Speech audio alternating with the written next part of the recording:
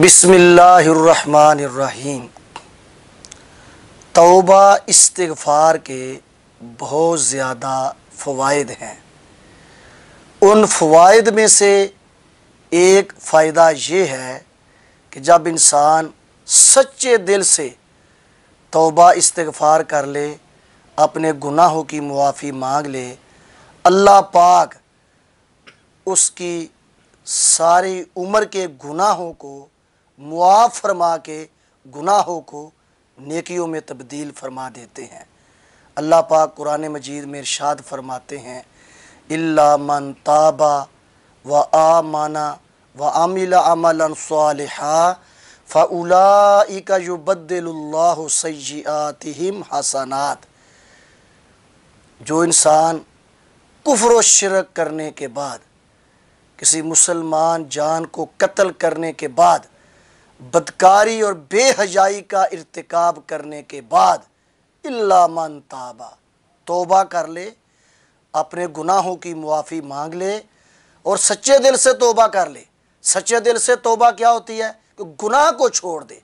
जिस गलती और गुनाह से तौबा कर रहा है, उस गलती और गुनाह को छोड़ दे।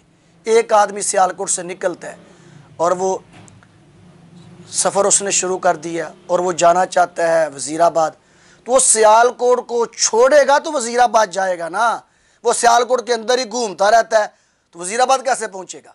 तो तौबा की एक शर्त ये है कि जिस गुनाह से तौबा कर रहा है उस गुनाह को छोड़ दे और किए हुए गुनाह पे पशेमान हो, शर्मिंदा हो और आगे से अल्लाह से वादा करे कि मैं गुनाह नहीं करूँगा। इल्ला मन ताबा, जो तौबा कर ले और तौबा करने के बाद अच्छे अमल शुरू कर दे, अल्लाह पाक इरशाद फरमाते हैं, ऐसे लोगों को मैं मुआफ़ भी कर देता हूँ और इनकी की हुई सारी उम्र की गलतियों को, गुनाहों को नेकियों में तब्दील फरमा देता हूँ। अल्लाह अकबर। अल्लाह मेरे भाइयों कितने गफूर रहीम है। और जिन हालात से हम दो चार हैं और जिन हालात से हम गुज़र रहे हैं, हर तरफ खौफ व हरास फैला हुआ है। किसी को बीमारी की परेशानी, किसी को भूख की परेशानी।